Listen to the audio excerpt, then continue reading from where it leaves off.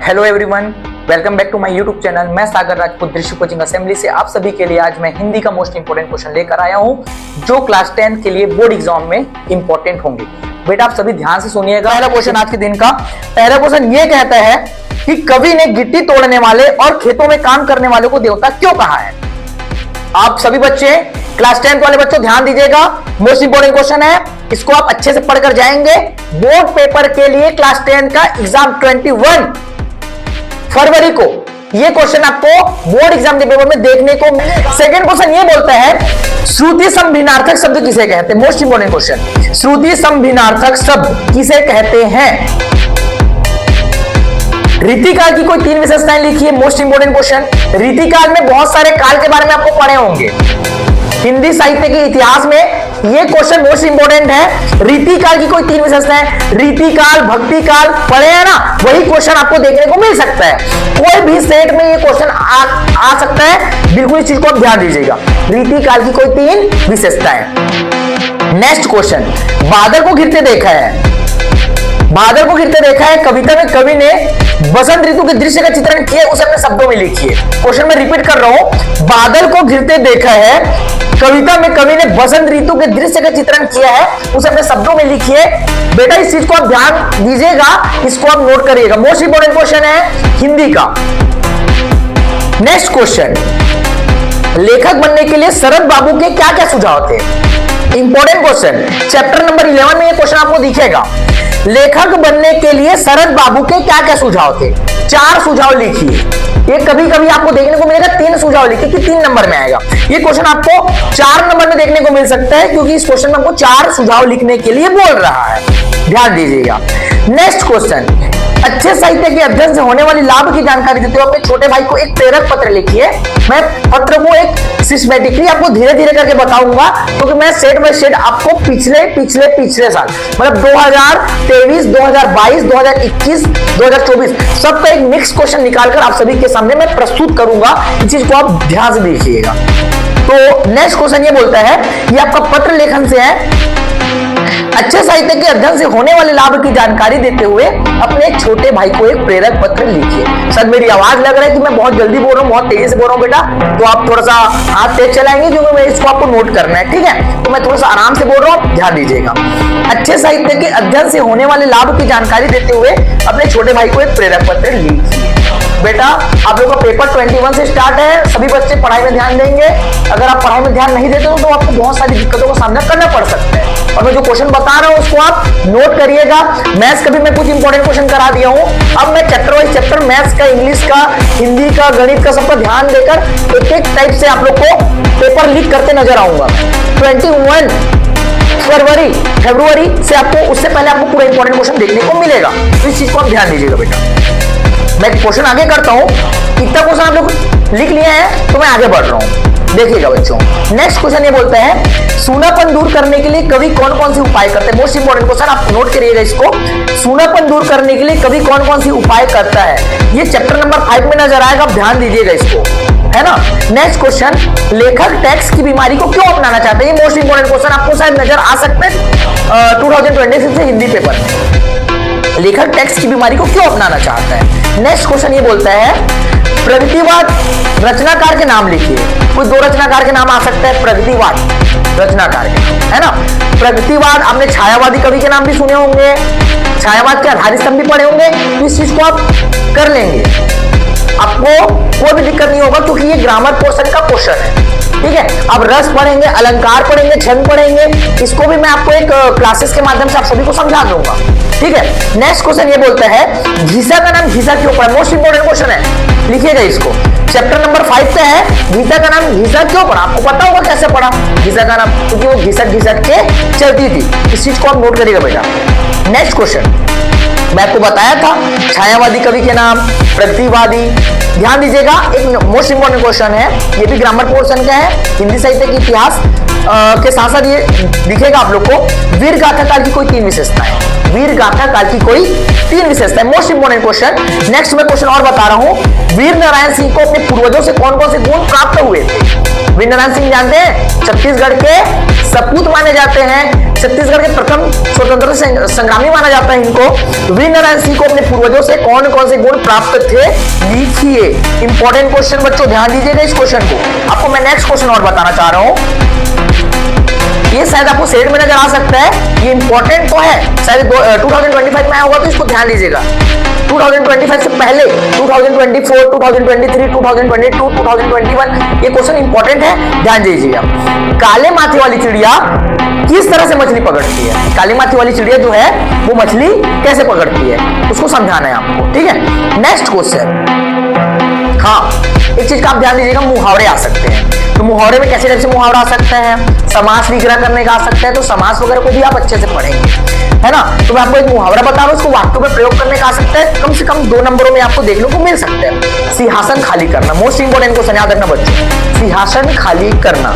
दूसरा है पसीना बहाना, ध्यान दीजिएगा, ये क्वेश्चन आपको 2026 में देखने को मिल सकता है, और भी सेट में। नेक्स्ट क्वेश्चन, कृष्ण भक्ति सागर के कोई 3 कवियों के नाम एवं उनकी एक रचना लिखिए। मोस्ट इंपोर्टेंट क्वेश्चन, नोट करिएगा बच्चों, कृष्ण भक्ति सागर के 3 कवियों के नाम तथा उनकी एक रचना के नाम लिखिए। मैं शॉर्ट वीडियो में बताया था कि आपको कैसे टाइप से पढ़ाई करना है। आपको मैं बताया था कि आपको 5 मिनट पहले कम से कम बुक ओपन करके रखना है। अगर आप 5 मिनट इंटरेस्ट पूर्वक अगर आप बुक रखेंगे तो आपको 5 मिनट का, आपको 15 मिनट, 15 मिनट का आधा घंटा, और आधा घंटे का 1 घंटा भी अच्छे से समझ आएगा। आप पढ़ने के इंटरेस्टेड रहेंगे तो, और आपका पेपर सिर्फ 25 से 26, 25 से 30 दिन बचे हैं, तो आप ध्यान से पढ़िएगा। अगर नहीं पढ़ेंगे तो आपको बहुत सारी दिक्कतों का सामना करना पड़ सकता है, क्योंकि जो आपका स्कूल है और आपका कोचिंग है उसमें आपको सीखने को ही मिलेगा, लेकिन जो आपको सेल्फ स्टडी करना है ये मोस्ट इंपॉर्टेंट है, इस चीज को आप ध्यान दीजिएगा। मैं नेक्स्ट क्वेश्चन की ओर चलता हूं आपको लेकर। कृष्ण भक्ति शाखा के कोई 3 कवि के नाम और उनकी एक एक रचना के नाम लिखना है। मतलब कृष्ण भक्ति शाखा के कोई भी 3 कवियों के नाम आपको लिखना है और उनकी एक एक रचनाएं लिखना है, ठीक है। जैसे कि इंपॉर्टेंट है इसमें, कृष्ण भक्ति शाखा के कोई 3 कवि के नाम, मीराबाई के बारे में सुने हैं, मीराबाई भी आएगी इसमें, सूरदास जी आएंगे जिन्होंने कृष्ण के प्रति प्रेम को दर्शाया, तो आप इसको नोट करिएगा, मोस्ट इंपॉर्टेंट क्वेश्चन है। इकाई 6 में ये क्वेश्चन देखने को मिल सकता है। मैं क्वेश्चन को नेक्स्ट क्वेश्चन की ओर लेकर आपको चलता हूं। लड़की को दान देते वक्त मां को अंतिम पूंजी देने जैसा दुख क्यों हो रहा था? ये क्यों दुख हो रहा है?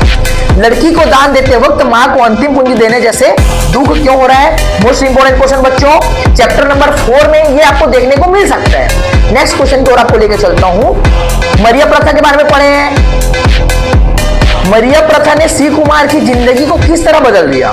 मरिया प्रथा ने सी कुमार की जिंदगी को किस तरह बदल दिया? अपने विचार व्यक्त करना है, इसको आप अपने शब्दों में लिख सकते हैं। ध्यान दीजिएगा, आप बुक के बाहर से कोई भी क्वेश्चन आंसर नहीं लिखेंगे, आपको बुक को अच्छे से क्लियर पढ़ना है।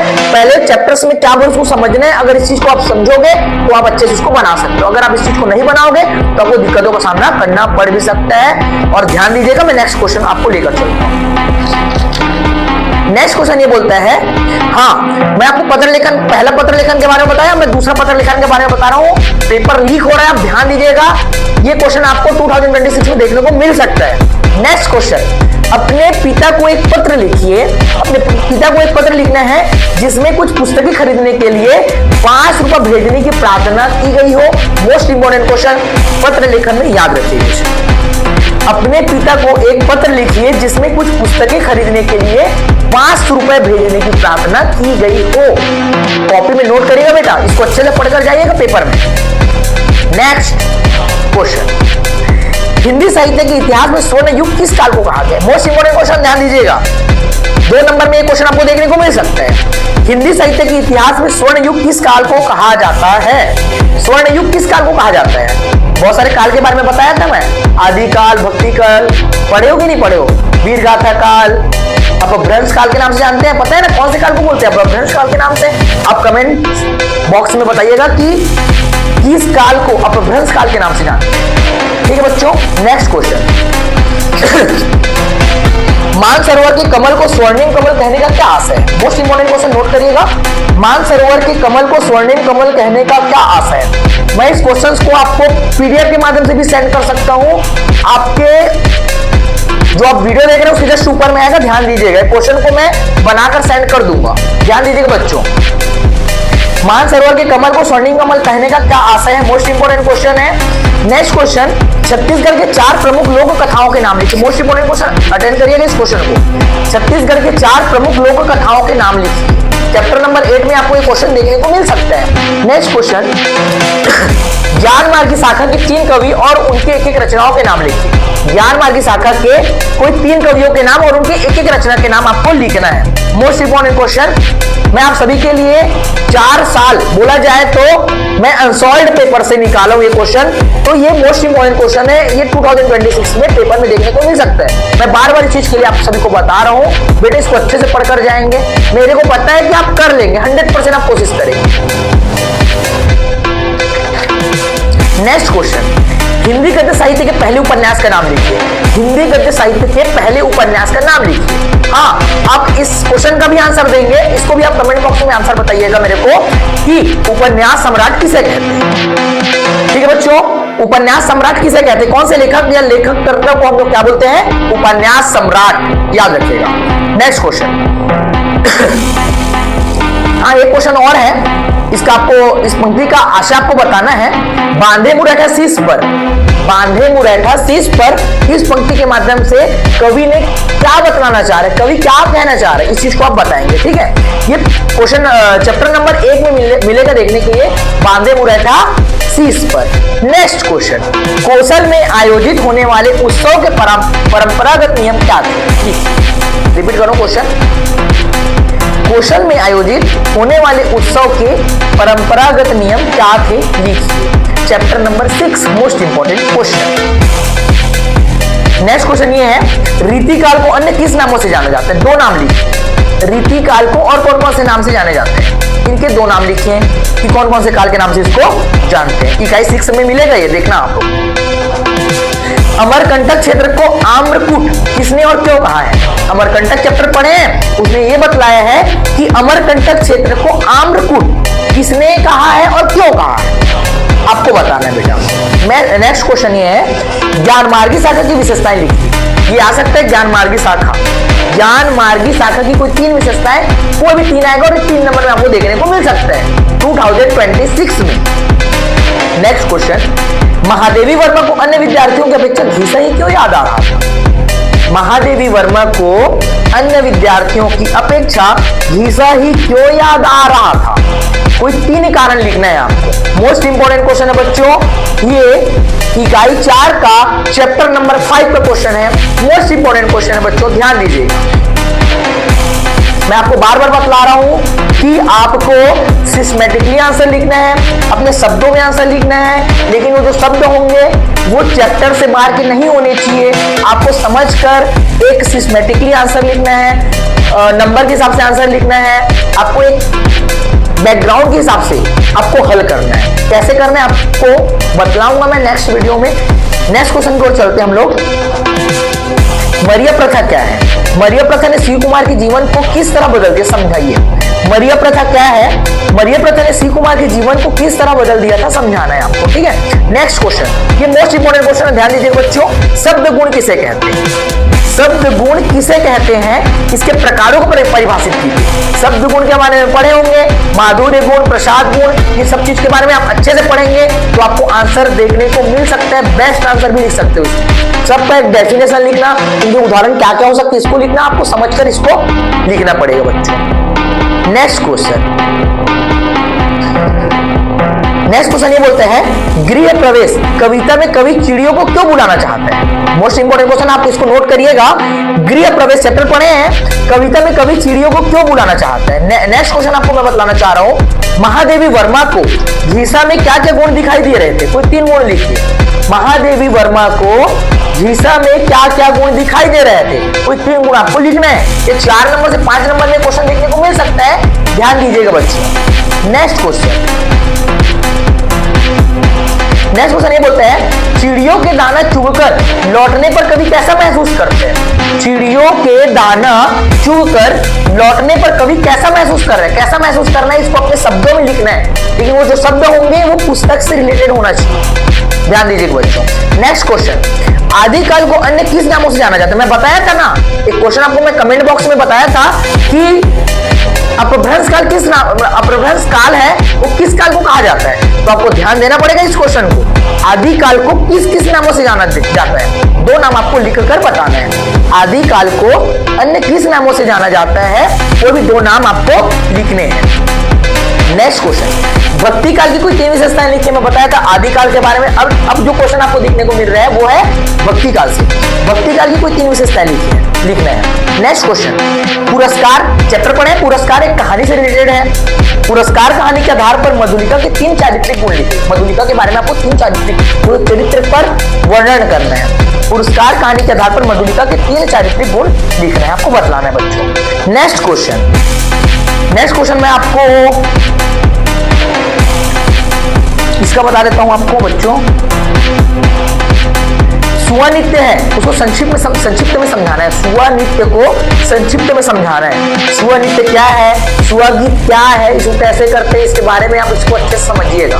मैं आप लोगों को एक क्वेश्चन और बतला रहा हूँ, लेखन कैसे करना है आपको। निबंध लेखन किस चीज के बारे में बता रहा हूँ मैं आपके सामने 4-5 निबंध के बारे में बताऊंगा। इसको आप अच्छे से समझिएगा, पढ़िएगा। मेरे को लग रहा है कि मोस्ट इंपोर्टेंट क्वेश्चन हो सकता है आपका निबंध लेखन के लिए। पहला निबंध लेखन ही होगा परोपकार मानव धर्म। परोपकार दूसरे के ऊपर जो करते हैं ना ऊपर, इस चीज के बारे में आपको एक निबंध लेखन करना है। परोपकार एक मानव धर्म। मानव धर्म के बारे में ये 2022-2024 अब मेरे को नेक्स्ट लग रहा है कि 2026 में क्वेश्चन नजर आ सकते हैं, तो आपको ध्यान देना पड़ेगा बच्चों। नेक्स्ट क्वेश्चन, स्वच्छ भारत अभियान। ये क्वेश्चन आपको ना कुछ क्वेश्चंस टाइप्स चेंज नजर आएंगे। स्वच्छ भारत अभियान, स्वच्छ भारत अभियान पर छात्राओं की भूमिका क्या हो सकती है, ये क्वेश्चन आपको देखने को मिल सकता है। स्वच्छ भारत अभियान पर छात्रों की भूमिका, ये निबंध लेखन में आएगा। नेक्स्ट क्वेश्चन, समय का सदुपयोग। और लास्ट है छात्र जीवन में अनुशासन। इसको आप अच्छे से पढ़िएगा। और इस चीज के बारे में तो आप क्लास 8 क्लास 9 में पढ़े होंगे कि क्या बोलते हैं उसको, विज्ञान का चमत्कार। विज्ञान का चमत्कार बहुत इजी है, बहुत इजी पोर्शन है। इसको आपको 8 पॉइंट, मतलब जैसे भी आपको, जैसे आप प्रबोध से पढ़ते हैं, नवबोध से पढ़ते हैं, ऐसे बहुत सारे कुछ आपके पास एक्टिविटी करने के कुछ आपके पास आदर्श होगा। आपको ध्यान देना बच्चों कि ये सब चीज से आप आंसर तो लिखेंगे, लेकिन आपको मेन पॉइंट, मेन हेडिंग बनाना पड़ेगा। आपको 8 पॉइंट लिखना पड़ेगा, तभी आपको 8 नंबर का क्वेश्चन आपको अच्छे से हल होते नजर आएंगे। क्योंकि जो चेक करने वाला है बच्चों, वो एक एक चीज को नोटिस करता है। तो आपको एकदम ध्यान से एक सिस्टमैटिकली आपको एक रूपरेखा बनाकर इसको हल करना है। मैं आपको नेक्स्ट क्वेश्चन की ओर लेकर चलता हूं। नेक्स्ट क्वेश्चन ये है, लेखक और जेब कतरा में आपने किन समानताओं का अनुभव किया है, लिखिए। लेखक और जेब कतरा में आपने किन समानताओं का अनुभव किया है, इसको लिखिए। मोस्ट इंपोर्टेंट क्वेश्चन है। नेक्स्ट क्वेश्चन ये है, माटी वाली का एक रोटी छिपा देना उसकी किन मनाही स्थिति की ओर संकेत करता है। माटी वाली का एक रोटी छिपा देना उसकी किस मनाही स्थिति की ओर संकेत करता है। मोस्ट इंपोर्टेंट क्वेश्चन है। नेक्स्ट क्वेश्चन, जनतंत्र का जन्म कविता में निहित भाव क्या है। जनतंत्र का जो जन्म है कविता में जो निहित भाव है, क्या बतलाना। सही क्वेश्चन आप सभी के लिए मैं लेकर आते रहूंगा। हिंदी के कुछ और इंपॉर्टेंट क्वेश्चन अगर होगा तो मैं आप सभी के लिए एक नए वीडियो के रूप में लेकर आऊंगा, और उसमें आपको सही विकल्प का चयन और लिखने का जो टेक्निक होता है, विकल्पों का प्रश्न जो होंगे, आप सभी के लिए मैं लेकर आते रहूंगा। और साथ ही साथ आप अच्छे से मेहनत करेंगे बच्चों। और जो भी आप लोग को दिक्कत होगा आप कमेंट बॉक्स में बताइएगा कि मुझे ये प्रकार की प्रॉब्लम हो रही है, तो मैं अब कैसे करना है आपको, मैं इस सब चीज़ के निर्देश आप सभी को देता रहूंगा। और ऐसे ही मेरे वीडियो पर बने रहिएगा और मेरे को फॉलो करिएगा, मेरे चैनल को सब्सक्राइब कीजिएगा। दृष्टि कोचिंग असेंबली आप सभी के लिए हमेशा ही तत्पर रहेगा और ऐसे ही नई वीडियो लेकर आएगा। ऐसे ही साइंस, सोशल साइंस और अदर्स जितने भी बुक होंगे उससे इंपॉर्टेंट क्वेश्चन निकालकर, पिछले 4-5 साल के अनसॉल्व्ड पेपर से निकालकर आप सभी के लिए क्वेश्चन इंपॉर्टेंट लाता रहेगा। बच्चों आप ध्यान दीजिएगा और अच्छे से पढ़ाई कीजिएगा। Best of luck.